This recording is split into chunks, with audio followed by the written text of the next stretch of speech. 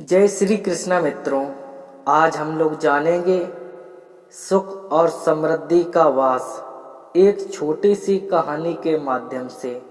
एक बार यूनान के मशहूर दार्शनिक सुकरात भ्रमण करते हुए एक नगर में गए।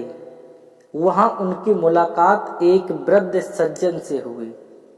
दोनों आपस में काफी घुल मिल गए।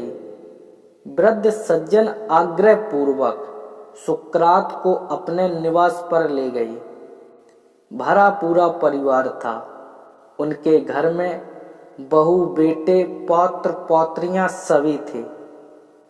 सुकरात ने बुजुर्ग से पूछा, आपके घर में तो सुख समृद्धि का वास है, वैसे अब आप करते क्या हैं? इस पर वृद्ध ने कहा, अब मुझे कुछ नहीं करना पड़ता। ईश्वर की दया से हमारा अच्छा कारोबार है, जिसकी सारी जिम्मेदारियां अब बेटों को सौंप दी हैं। घर की व्यवस्था हमारी बहुएं संभालती हैं। इसी तरह जीवन चल रहा है। यह सुनकर सुकरात बोले, किंतु इस वृद्धावस्था में भी आपको कुछ तो करना ही पड़ता होगा। आप बताइए कि बुढ़ापे में आपके इस सुखी जीवन का रहस्य क्या है?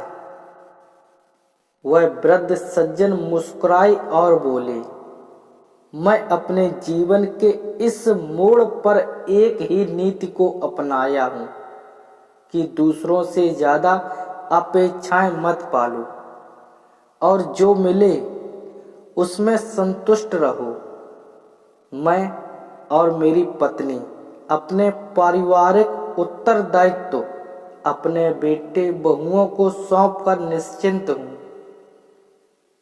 अब वे कहते हैं वह मैं कर देता हूं और जो कुछ भी खिलाते हैं खा लेता हूं।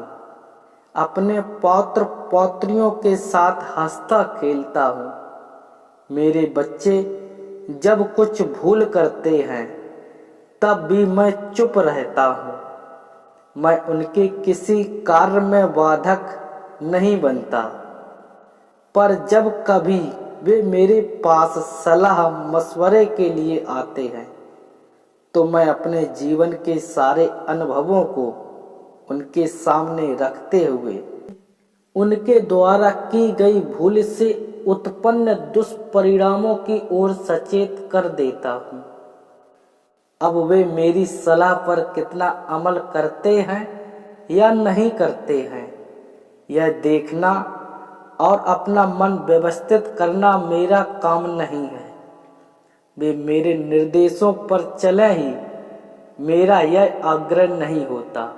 उस पर भी यदि वे मेरे पास पुनः आते हैं तो मैं पुनः नेक सलाह देकर उन्हें विदा करता हूँ। बुजुर्ग सज्जन की बात सुनकर सुकरात बहुत प्रसन्न हुए। उन्होंने कहा, इस आयु में जीवन कैसे जिया जाए, यह आपने बखूबी समझा दिया है। मैं ईश्वर से प्रार्थना करता हूँ मित्रों कि आपका दिन शुभ और मंगलमय हो। फिर मिलेंगे दोस्तों ऐसी ही अगली कहानी के साथ। तब तक के लिए आप अपना ख्याल रखिए और हमेशा मुस्कुराते रहिए, कभी अपने लिए तो कभी अपनों के लिए।